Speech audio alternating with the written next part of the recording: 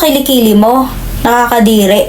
Eto, okay lang naman to na nakakadiri siya. Kayang-kaya ko naman yan ipaglaban.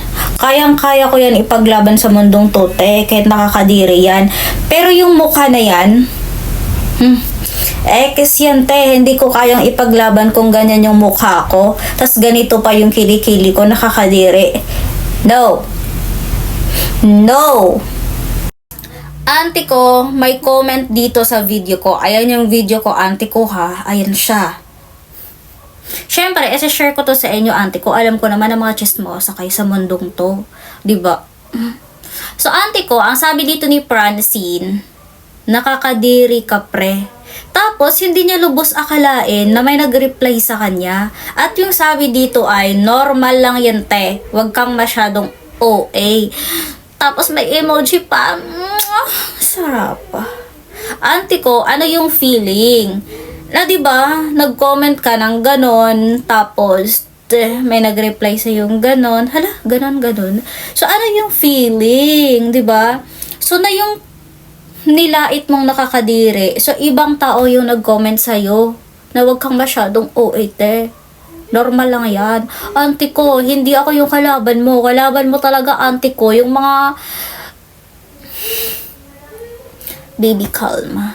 Kaya hindi mo ako kalaban, auntie ko. Kalaban mo talaga yung ibang mga tao. Kasi auntie ko, tama nga naman talaga si Jay. Diba, na normal lang yan, te. Auntie ko, normal lang yan. Kasi nga, diba, tao tayo. Tao tayo. Minsan may hayop na... pag-uugali, like you. Alo? Oh my gosh. Kalma tayo, kalma. Pero parehas tayong tao dito sa mundo at mamamatay tayong lahat. Kalma, be. Ala ka man, uy, may bago ngayong update si TikTok, auntie ko, na hindi mo na pwede ma-screenshot yung message request. So, auntie ko, gusto ko lang sana dito i-show at ipapakita sa inyo yung message niya sa akin. Na sabi niya sa akin, paano daw ba ako dito nabubuhay sa mundo?